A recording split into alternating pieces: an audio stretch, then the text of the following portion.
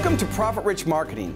This show is designed to help you increase the performance of all your marketing efforts. I'm your marketing coach, Saeks. Today's focus is about creating your marketing mindset, because it's your mindset that determines the efforts you take and your marketing success. Think about your role in the process.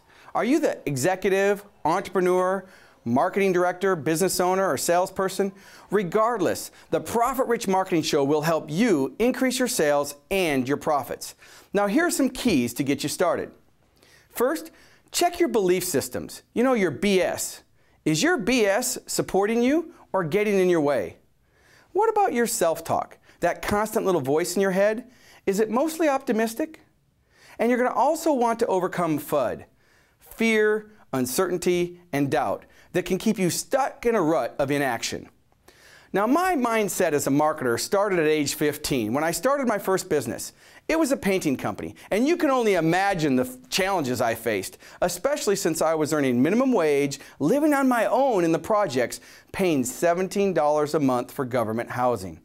I can still remember my first customer lead. A prospect called asking for a quote to paint the interior of their home. I was so excited. Woohoo! One little problem. I didn't even own a paintbrush. So I went to the local paint store and I asked for help from the manager. I said, if you help me, I'll buy all my paint and supplies from you forever. At first, he was reluctant and he didn't take me very seriously. I suppose I wasn't really the model businessman. Age 15, long hair, army jacket. He went over to the shelf and he opened up a can of paint. He dipped in a new brush and then he started spackling me with paint. I said, what are you doing? He said, if you want to be a painter, you have to look like one. Then he gave me a clipboard and a calculator and instructions, and off I went. I drove to the prospect's house, walked up to the door, and just as I was ready to knock, that little voice in my head started with me. What are you doing? You don't have the skills. You don't have the experience. You're not old enough. You're not smart enough. Now that self-talk wasn't helping me very much. Then the other voice kicked in. What have you got to lose? Go for it. So I knocked on the door. A man answered and we went through his house room by room with him telling me what he wanted. Oil base here, semi-gloss there, glaze the windows, fix the cracks in the ceilings. My mind was racing. Oh my God, what was I doing now?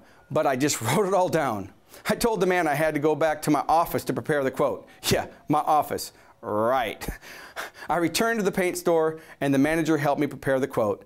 And then back to the prospect's house I went. I walked up to the door again, and just as I was ready to knock, that little voice said, just go home, forget about it. Fear, uncertainty, and doubt. But I knocked anyway. The door opened, and this time the man's wife was home too. She took one look at me and stepped right behind her husband. Great. I handed them the quote and said, the total for the painting job is $1,025. I need 50% up front and 50% on the completion of the job. He took a look at me, took a look at the quote, and said, now do you have any experience? Being a street smart kid, I replied, here's how we work.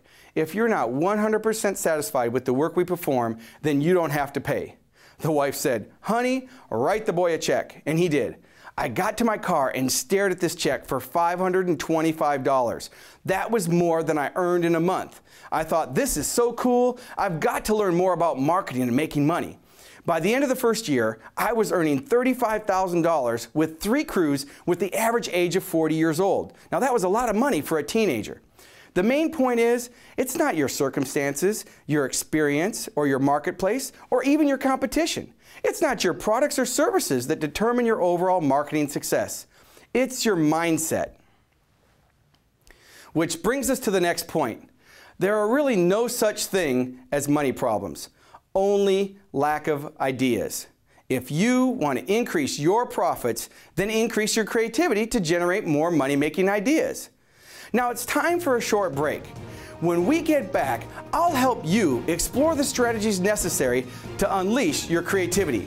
Stick around.